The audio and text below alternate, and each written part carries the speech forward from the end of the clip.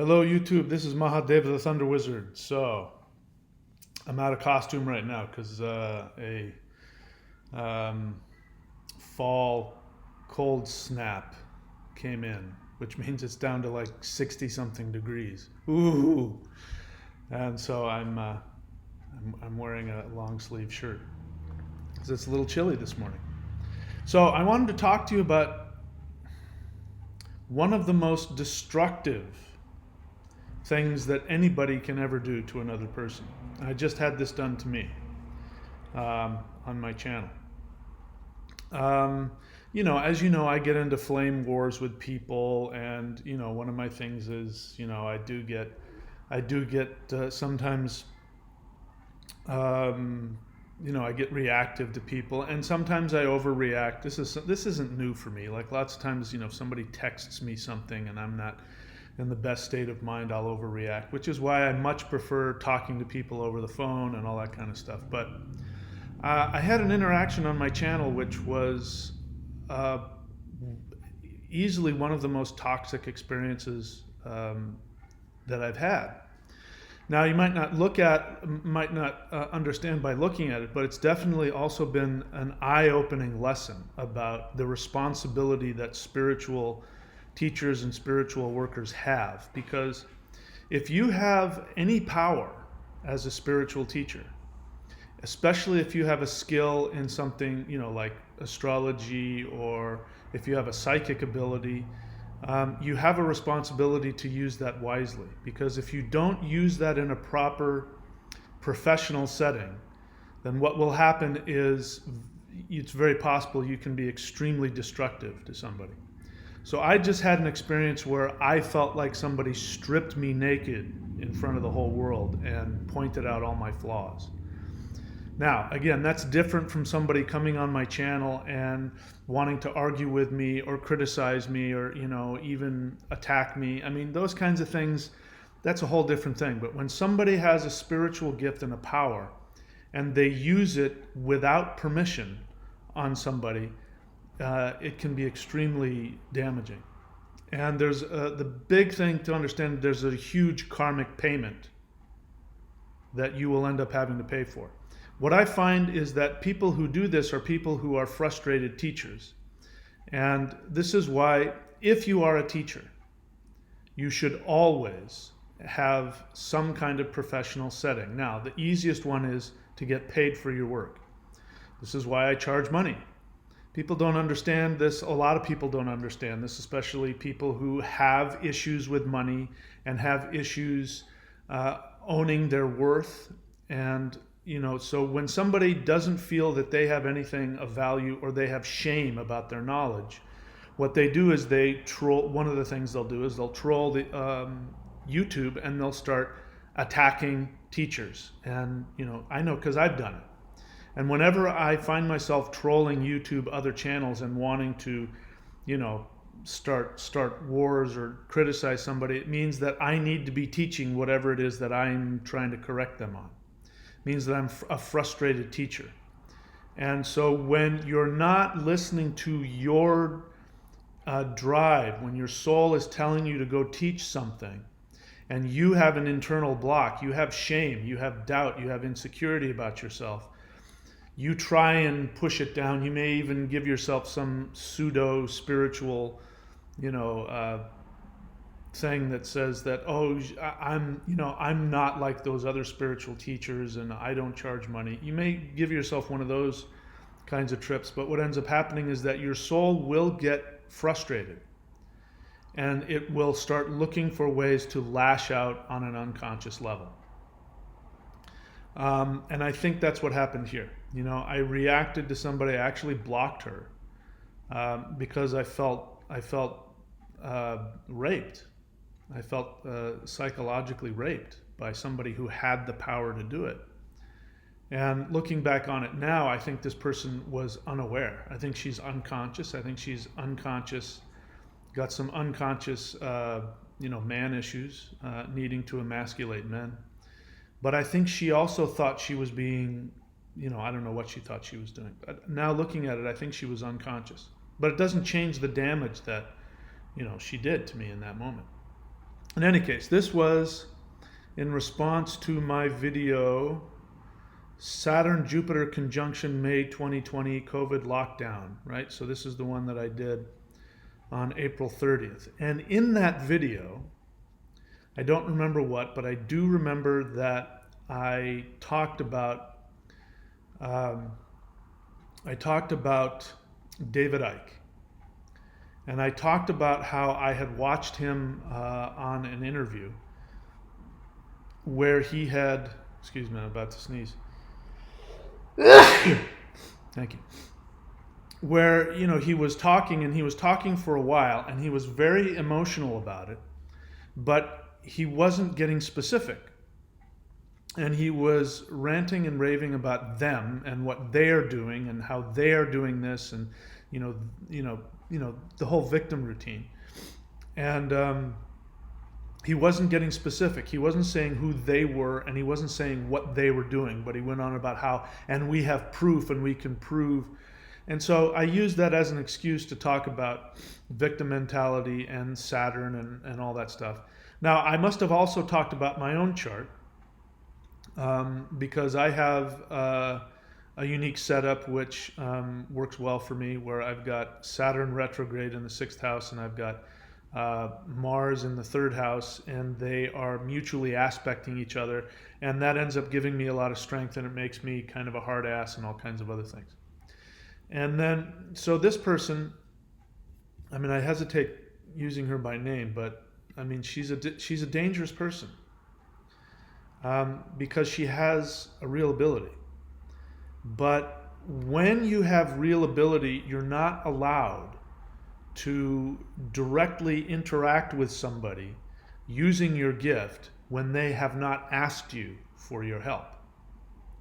So I am challenging to work with, but there's, if you come onto my channel, just by coming onto my channel and interacting with me in any way, you have already opened the door. I have not come to you. I have not come onto your channel.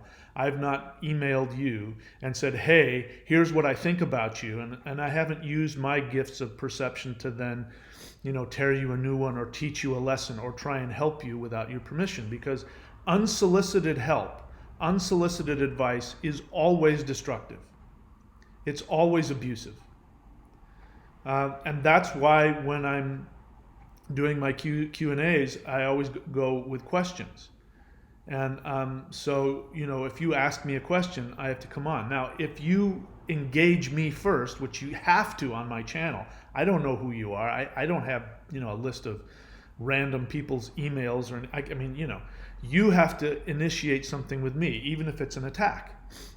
That is an implicit permission for us to interact and for me to use my gifts, whatever they are, because this is I'm in my professional mode. I'm doing my thing. So this person came on and started with these passive aggressive, little things, which, I was trying to call her on.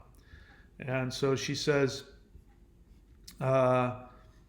serious shadow going on there. And then she quotes me, if they are too emotional, unquote, from the guy who is delivering intense emotion about Ike being too emotional, and then emoji, as though that makes it okay. So that's obviously a dig at me. So I say, cut the crap and say what you mean. Because it's, it's somebody wanting to say that I need to, I can tell, you need to do shadow work, because now I'm thinking she's just going to go on that level. This is her experience. These are her emotions. I'm going to do what I do. If I think somebody's hedging, I'm going to say, cut the crap and say what you mean. I'm encouraging her to actually say what she wants to say, get her feelings out, whatever it is. She says, I did say what I meant, shadow work. And then, so I'm like, okay, who's shadow work? Obviously she's talking about me, but I want her to come out of the shadows and be honest about it. She's being passive aggressive, and she's hiding, she's hedging. She obviously has something she wants to say. So then she says, oh, now he understands, ? I think you're hilarious, smile emoji. Again, this is all very passive aggressive. There's obviously something about me or what I've said that stimulates her to want to attack me.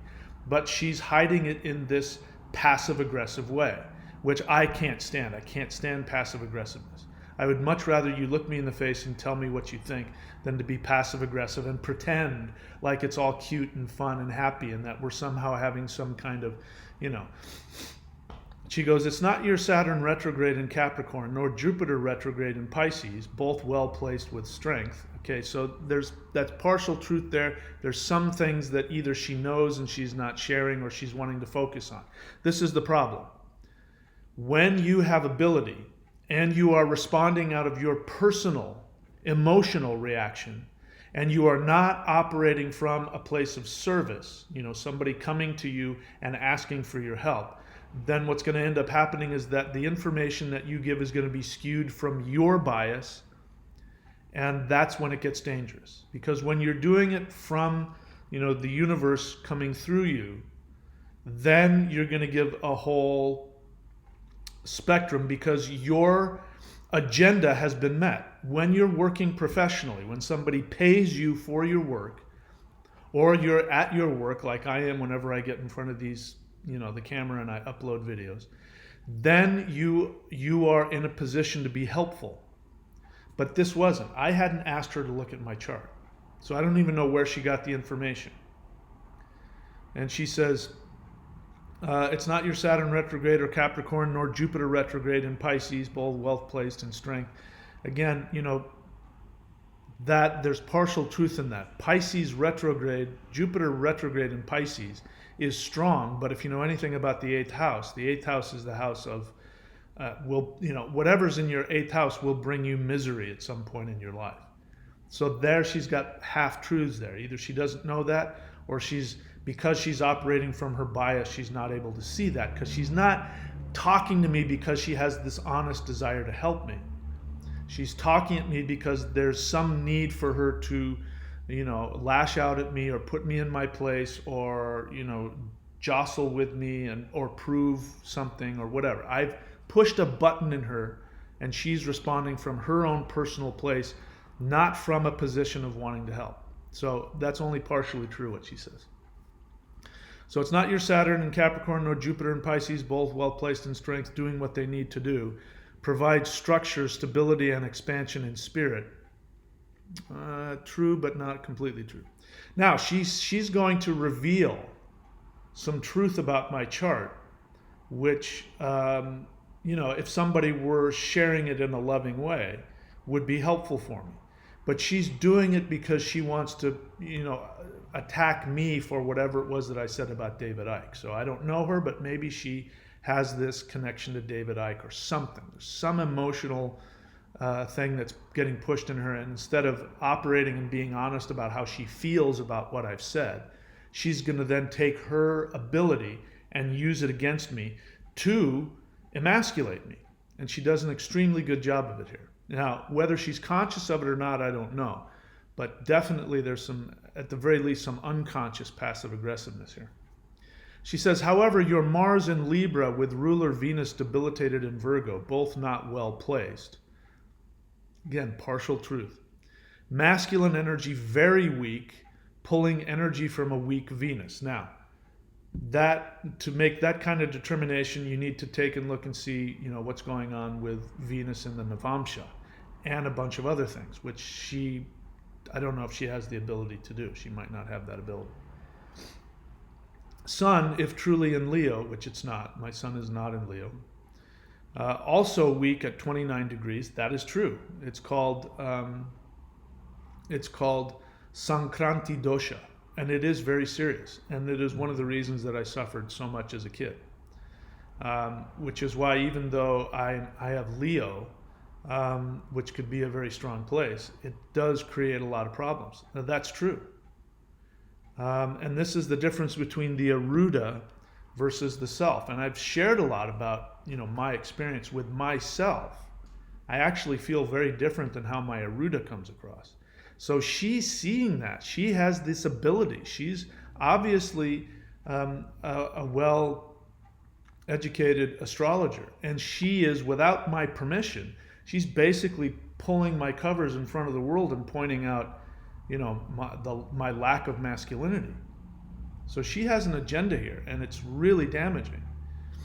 So she goes on to say, Sun, if truly in Leo, also weak at 29 degrees. However, 917 moves it to 1 degree in Virgo, which is, it's right. It's called Sankranti dosha. And when you have a planet, especially the sun, because Sankranti is sun, moving from one sign to another, when it's in the middle of a sign, it means that it's the anger of Shiva.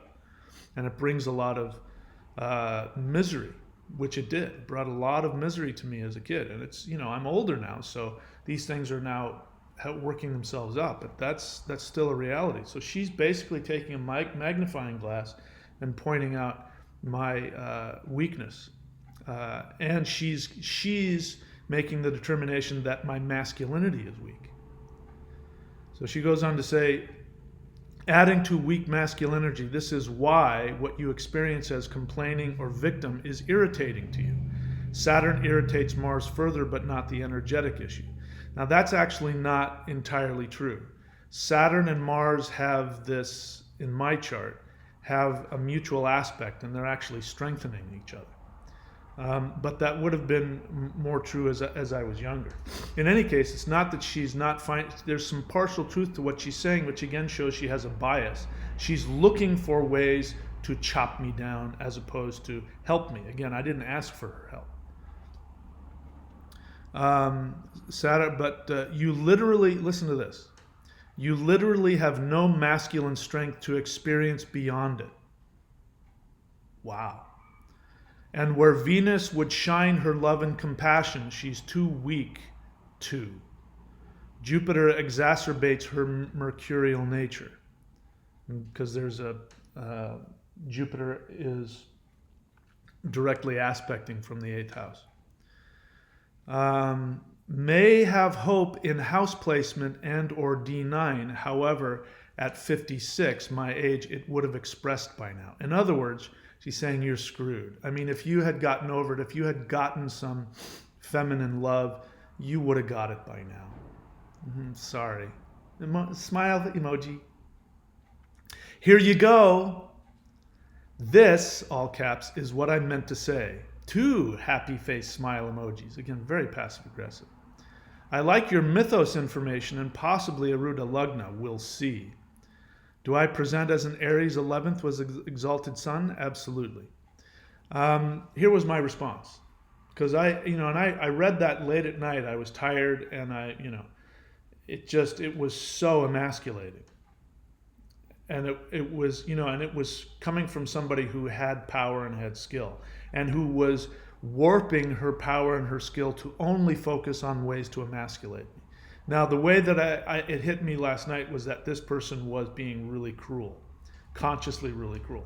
Having read it again this morning, I think she is still very passive-aggressive, still has serious man issues, and wants to emasculate men who she believes are, she's going to have her view of whatever she feels about me.